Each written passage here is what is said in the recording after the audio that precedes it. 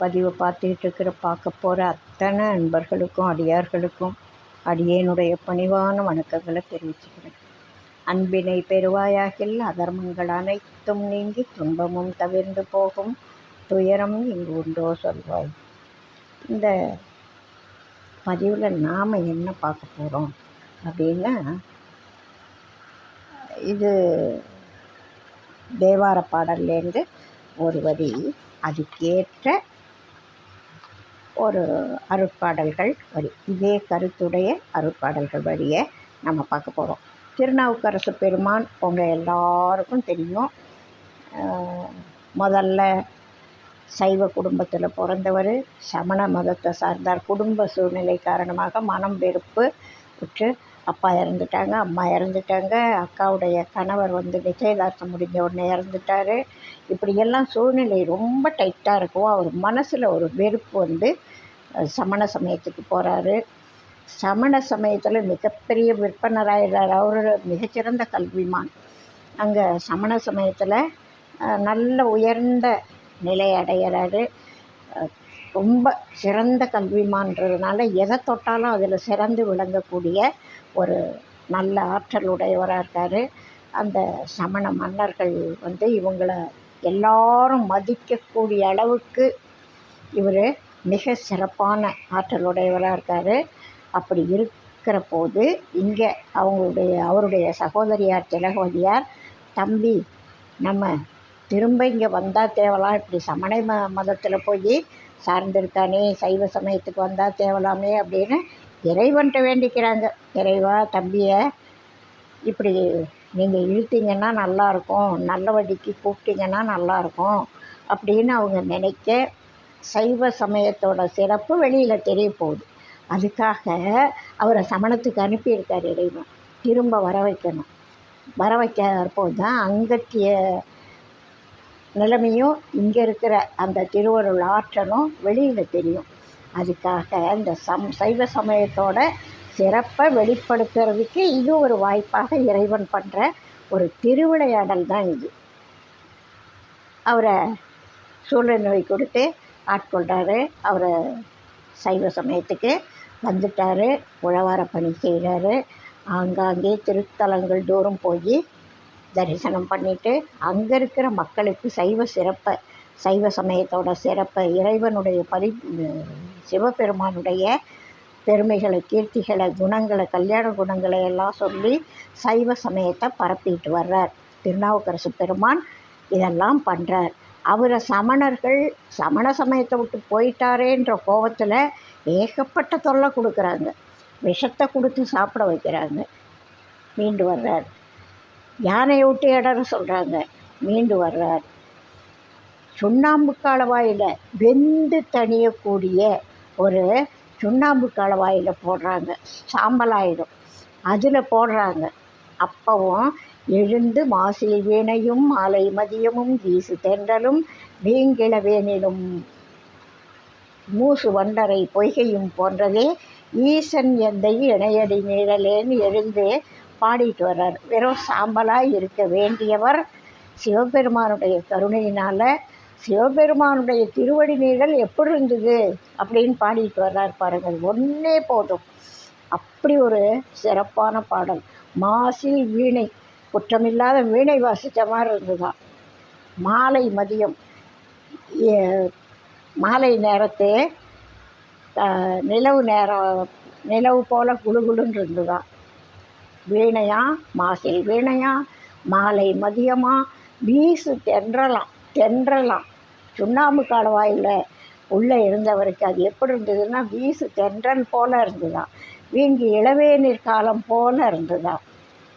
மூசு வண்டு அரை பொய்கை போன்றது. அதாவது ஒரு பொய்கையில் குழுகுலுன்னு நீர் தேங்கி இருக்கிற மணமுள்ள மலர்கள் மலர்ந்து நிற்கக்கூடிய, அங்கே அந்த மணமுள்ள மலர்களில் இருக்கிற தேனை எடுக்கிறதுக்கு வண்டுகள் ரீங்காரம் பண்ணக்கூடிய ஒரு பொய்கையில் இருந்தால் என்ன இன்பம் கிடைச்சிதோ அந்த இன்பம் இவருக்கு சுண்ணாம்பு காலவாய்க்குள்ளே கிடைச்சிதான்.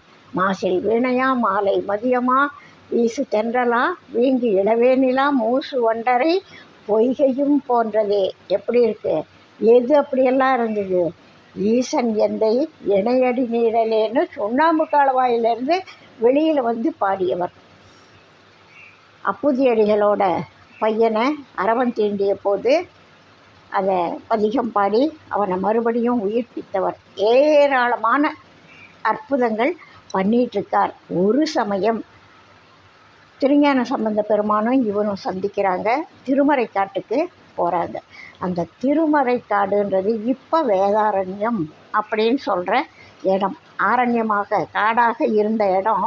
அந்த காட்டில் சிவபெருமான் நம்ம மதுரை கோவில் கூட முதல்ல கடம்ப வனமாக காடாக இருந்தது. அதில் இருந்தது தான் திரும்ப ஊராக மாறுது. அதுபோல் இது வேத ஆரண்யம். இந்த வேதங்கள் வந்து இவரை சிவபெருமானை பாடி பரவிட்டு பூஜை பண்ணிட்டு நிம்மதியாக இருந்தது அந்த வேதாரண்யத்தில். அப்புறம் மற்றவங்களுடைய தொல்லைகள் வரும்பொழுது தான் வேதங்கள்லாம் இதுக்கு மேலே இங்கே இருந்தால் அமைதியாக நம்மால் பெருமானை சிந்திக்க முடியாதுன்னு கோவில் கதவை மூடிக்கிட்டு போயிட்டாங்களாம். கோவிலில் தினம் வேதங்கள் இறைவனை பாடி பரவிட்டு இருந்தவங்க கதவை மூடிக்கிட்டு போயிட்டாங்க. அப்போது திருநாவுக்கரசு பெருமானும் ஞான சம்பந்த பெருமானும் வந்து அந்த கதவை திறக்கவும் மூடவுமா பண்ணுவாங்க. மெயின் டோரை மூடிக்கிட்டு போயிட்டாங்க. அதை திரும்ப திறந்தாங்க. அப்பேற்பட்ட அந்த திருவிளையாடல் பண்ண இடம். கதவை சாவி போட்டு திறக்கலை, பாட்டு பாடி திறந்தாங்க, பாட்டு பாடி மூட வச்சாங்க. அப்படிப்பட்ட அருமையான திருத்தலம்.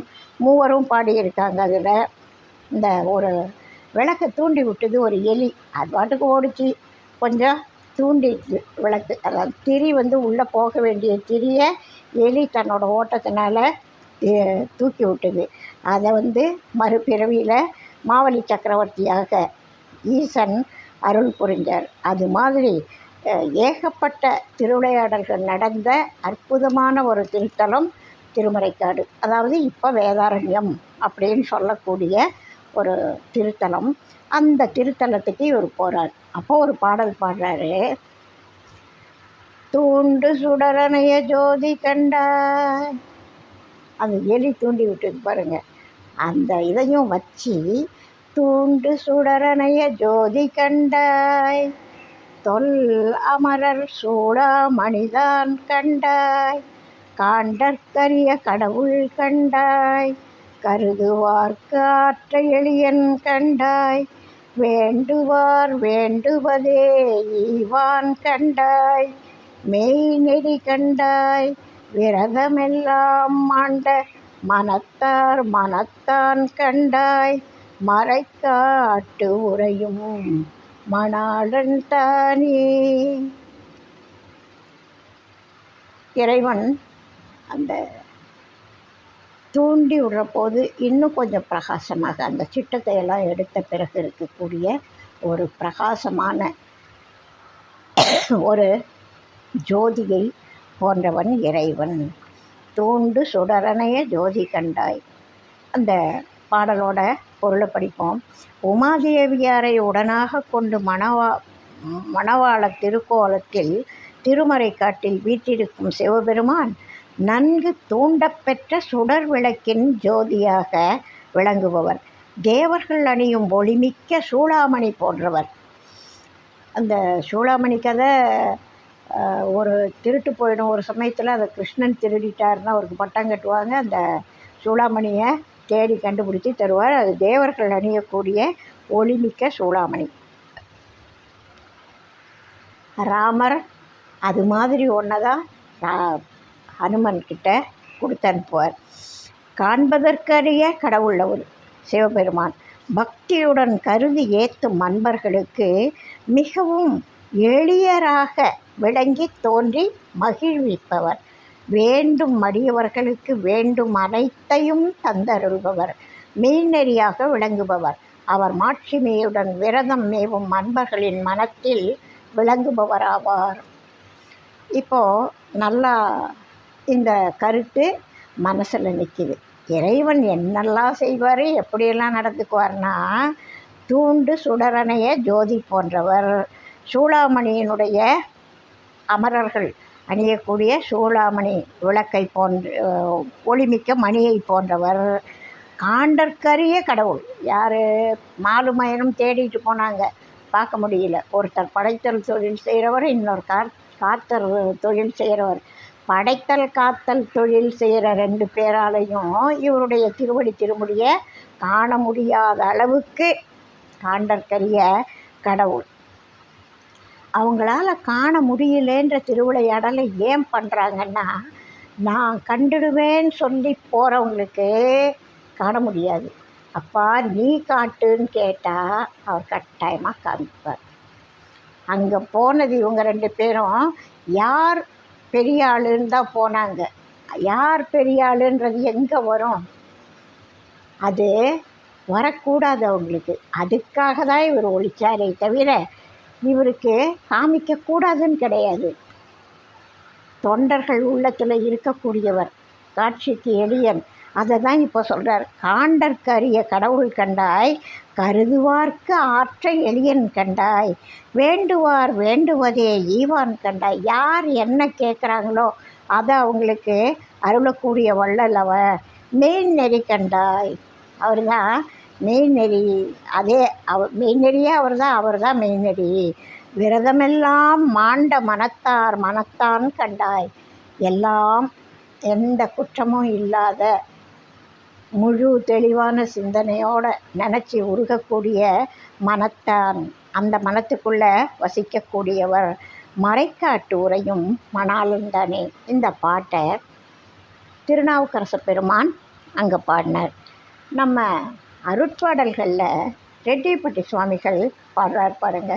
முதல் பாடல்லே விநாயகர் வணக்க பாடல்லே ஒரு பகுதியாக இந்த பாடல் வருது. நாடுவோர்க்கெல்லாம் நாடியபடியே நல்வரம் கொடுக்கும் நல்லீசன், பாடுவோர் தமக்கு பாடுதற்கிசைந்த பயன்களை அளிக்கும் நற்பதத்தோன், ஆடுவோர் கூத்தை அறிகின்ற சீலன், அன்பர்தம் சிந்தையில் புகுந்து கூடியே உறவாய் வழியது காட்டி குணங்களை உரைக்கும் மெய் குருவே. அதில் அந்த சுந்தரர் பாடிய, திருநாவுக்கரசு பெருமான் பாடிய அந்த பாடல்களில் சொல்லப்பட்ட பெருமானை பற்றி சொல்லப்பட்ட அத்தனை வார்த்தைகளில் ஏராளமான வார்த்தைகள் இங்கேயும் வருது பாருங்கள். நாடுவோர்க்கெல்லாம் நாடியபடியே நல்வரம் கொடுக்கும் நல்ஈசன். கேட்குறவங்க என்ன கேட்குறாங்களோ அவங்க கேட்டதுக்கேற்றவாறு அருளக்கூடியவன் இறைவன். அதாவது அவங்க கேட்குறவங்க கிட்ட தான் இருக்குது. உள்ளத்தனையது உயர்வு. வெள்ளத்தனைய மலர் நீட்டம் மாந்தர்தம் உள்ளத்தனையது உயர்வுன்னு சொல்லுவார் திருவள்ளுவர் பெருந்தகை. தேவைகள் அவங்கவுங்களுக்கு வாழ்வியல்ல, அவங்கவுங்க மனப்பக்குவம் வேறு, அவங்கவுங்களுடைய சூழ்நிலை வேறு, அவங்கவுங்களுடைய தேவைகள் வேறு. ஒருத்தரை போல் இன்னொருத்தர் கிடையாது. கைரேகை ஒருத்தரை போல் இன்னொருத்தருக்கு இருக்கா? மனசு அதே மாதிரி ஒருத்தரை போல் இன்னொருத்தருக்கு இருக்கா? அதே மாதிரி தேவைகள் ஒருத்தரை போல் இன்னொருத்தருக்கு இல்லவே இல்லை. எல்லாம் வேறு வேறு வேறு மாதிரி இருக்கும். அதனால் என்ன கேட்பாங்க? அவங்கவுங்க ஒன்று இறைவன்கிட்ட கேட்பாங்க. ஒருத்தருக்கு செல்வம் தேவைப்படும், ஒருத்தருக்கு கல்வி தேவைப்படும், ஒருத்தருக்கு பலம் தேவைப்படும், ஒருத்தருக்கு திருவருள் மட்டும் போதும்னு இருக்கும். இது அவங்கவுங்களுடைய ஒருத்தருக்கு வீடு கட்டணும்னு தோணும், ஒருத்தருக்கு நகை எடுக்கணும்னு தோணும், செல்வம் சேர்க்கணும்னு தோணும். எல்லார் மனசும் ஒன்று கிடையாது. ஆசைகள் ஒரே மாதிரி இருக்காது, தேவைகள் ஒரே மாதிரி இருக்காது. அதனால் இறைவன் என்ன பண்ணார்? நீ என்ன கேட்குறியோ அதை உனக்கு தரேன் போ. இவருக்கு அந்த பொறுப்பு இல்லை. கேட்டது கேட்டவங்களோட இஷ்டம். அதை கொடுக்கறது நான் கொடுக்குறேன் தான் வச்சுக்கோ அப்படின்னு நாடுவோர்க்கெல்லாம் நாடியபடியே நல்வரம் கொடுக்கும் நல் ஈசன். யார் கேட்டாங்களோ அவங்களுக்கு நல்வரம் கொடுக்கக்கூடிய நல் ஈசன். என்ன ஈசனில் அப்புறம் என்ன வேற ஒரு ஈசனாக இருக்கார்? நல்வரம் கொடுத்ததுனால இப்போதைக்கு அவர் நல் ஈசன். பாடுவோர் நமக்கு பாடுதற்கிசைந்த பயன்களை அளிக்கும் நற்பதத்தோன். யார் யார் என்ன மாதிரி கருத்தோட, என்ன பாவத்தோட, என்ன உருக்கத்தோட, என்ன தேவையோட பாடினார்களோ அதுக்கேற்றவாறு அவங்க டைலாகா ஸ்கிரிப்ட் எழுதி கேட்டாலும் சரி, உருகி உருகி அழுது அழுது கேட்டாலும் சரி, பாடலாக தோத்திரங்கள் வாயிலாக கேட்டாலும் சரி, அவங்களுக்கு பாடுதற்கு இசைந்த பயன்களை அளிக்கும் நற்பதத்தோன். அவங்களுக்கு அவங்கவுங்க தேவைக்கு அவங்களுக்கு பயன்களை அளிக்கக்கூடிய நற்பதத்தோன். முதல்ல நல் ஈசன், இப்போ நற்பதத்தோன். ஆடுவோர் கூத்தை அறிகின்ற சீலன். யார் யார் என்னென்ன வாழ்க்கையில் என்னென்ன செயல்கள் செய்கிறாங்களோ அத்தனையும் ஆடுவோர் கூத்தை அறிகின்ற சீலன். அவனுக்கு தெரியாமல் எதுவுமே ஒரு அசைவும் கிடையாது. அதனால் நாடுவோருக்கெல்லாம் நாடியபடியே கொடுப்பான், பாடுவோருக்கு பாடியபடியே பயன்களை கொடுப்பான். ஆடுவோர் கூத்தை அவன் தெரிஞ்சு வச்சிருக்கான். அன்பர்தம் சிந்தையில் புகுந்து. யார் அன்பர்களோ மற்றவங்களையெல்லாம் விட அன்புக்கு அதிக இடம் பாருங்க. அன்பர்தம் சிந்தையில் புகுந்து கூடி உறவாய் வழியது காட்டக்கூடியவன், நற்குணங்களை சொல்லித்தரக்கூடியவன். அவன் மனசில் உட்காந்துட்டான், அன்பர்கள் மனசில் உட்காந்துட்டான். அந்த அன்பர்கள் மனசில் எதுக்காக அவன் உட்கார்றான்? அன்புக்காக உட்கார்ந்த உடனே அவன் செய்கிற முதல் வேலை என்ன? கூடிட்டான், நம்மோட கூடிட்டான். ஒன்றாய் உடனாய் இருக்கக்கூடியவன் தான். அனாதி கேவல நிலையிலிருந்தே ஒன்றாய் உடனாய் இருந்து கொண்டிருப்பவன். இப்போது நாம் கேட்குறோம், நமக்கு தனுகரண புவன போகங்கள் இருக்குது. கொஞ்சம் கொஞ்சமாக நம்முடைய அனுபவங்கள் கொண்டு நமக்கு அறிவு விளக்கம் வருது. அடாடா, நம்ம ஆணவ மலத்தோடு இருக்கோம், இந்த ஆணவத்திலேருந்து விடுதலை அடையணும், இறைவனோட திருவடியை சிந்திக்கணும், அவன்கிட்ட போய் சேரணும். இந்த அனுபவங்கள்லாம் இந்த மானிட பிறவியில் நமக்கு பகுத்தறிவுன்னு ஒன்று இறைவன் கொடுத்து நமக்கு இந்த நல்வழி காட்டுறதுனால நம்ம அதை சிந்திக்க தெரியுது. அப்படி நம்ம கேட்குறப்போ என்ன செய்கிறோம்? அந்த அன்பாக இருக்கக்கூடியவர்களோட சிந்தையில் பூந்துடுறான். உள்ளே அவர் போயிட்ட பிறகு என்ன செய்கிறாருன்னா, கூடி உறவாயிடுறார். நீ வேற நான் வேற இல்லைப்பா, நான் உனக்கு கூடவே இருந்து உனக்கு நிறைய எக்ஸாமுக்கு தேவையானதெல்லாம் சொல்லித்தரேன், நீ நல்லா எழுதி பாஸ் பண்ணு அப்படின்னு என்ன பண்ணுறாரு? கூடி உறவாய் வழி காட்டுறார். நீ வாழ்க்கையில் வெற்றி அடையணும்னா உண்மையிலே உன்னுடைய முதல்ல நம்மகிட்ட என்ன குற்றங்கள் இருக்குன்னு தெரியணும். அந்த தன்னை அறிதல். நான் யாருன்னு ரமண மகரிஷி ஒரு பாடம் சொல்லியிருக்கார். தன்னை அறிந்தால் தலைவனருள் கிட்டுமென பன்னுமறை சாத்திரங்கள் பகரும் பராபரமேன்னு சுவாமிகள் சொல்லியிருக்கார். அந்த உள்ளே போய் உட்காந்துட்டு இவர் பண்ணுற வேலை என்ன அப்படின்னா, கூடிடுவார், உறவாக இருப்பார். அதுக்கப்புறம் என்ன செய்வார்? நம்ம குணங்கள் என்ன, நம்மகிட்ட இருக்கிற தவறுகள் என்ன சுட்டி காட்டி அதை திருத்தி கொள்ள வாய்ப்பளித்து திருத்தி வழிநடத்தி நம்மளை உண்மையான உபதேசங்கள். அது கடைசி நிலை. ஆரம்பத்தில் அப்பப்பா நம்ம மனசில் இருக்கிற குற்றங்கள் இருக்கே, கொஞ்சம் நெஞ்சமான குற்றங்கள் இல்லை. ஆணவம் மாயை கண்மம் நம்மளை ஏகப்பட்ட பாடுபடுத்தும். நம்ம மனசு சாதாரண மனசு இல்லை. எல்லாரும் மனசை பற்றி மிக விரிவாக நிறைய சொல்லியிருக்காங்க. தாய்மானார் ஒரு பாடலில் சொல்லுவார், கொல்லி தேள் கொட்டி குதிக்கின்ற பேய் குரங்கு அப்படின்வார்.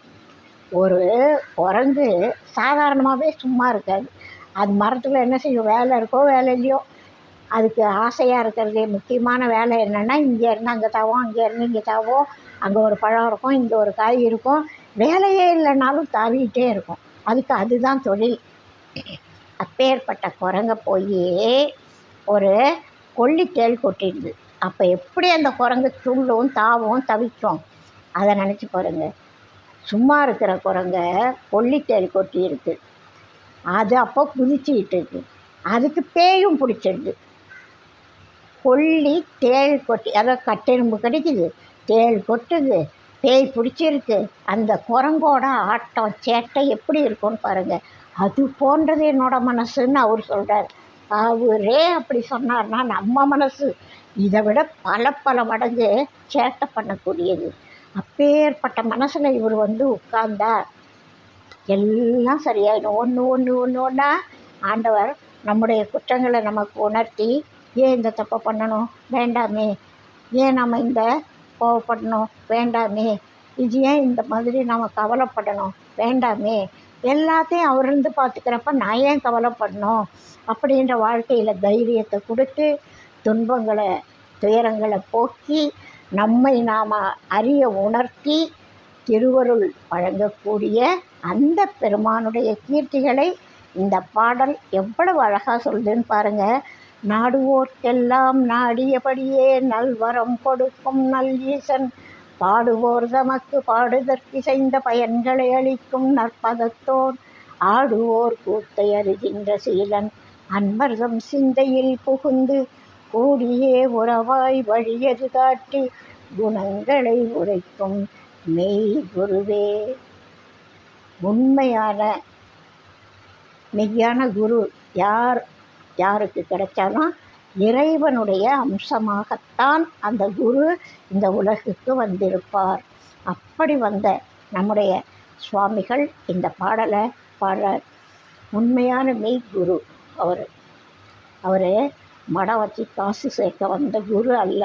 நம்ம ஆன்மாக்களை உய்ய வைக்கணும், இந்த பாராதி அண்டமெல்லாம் பக்தரை காக்கணும் அப்படின்ற ஆசை உள்ளவர். பேராசை எதுக்கடி பேரின்ப வள்ளலுக்கு அப்படின்னு கேட்பார். பாராதி அண்டமெல்லாம் பக்தரை காக்க வல்லோ அப்படின்னு சொல்லுவார். அவருக்கு பேராசையாம், அவருக்கு அன்பர்களை காக்கணும் அப்படின்ற பேராசையாம். அப்படி வந்து நம்ம எல்லாம் காக்கிறதுக்காக நமக்காக காத்துட்ருக்கிற அவரை நாம் நாடணும், பாடணும், ஆடணும்.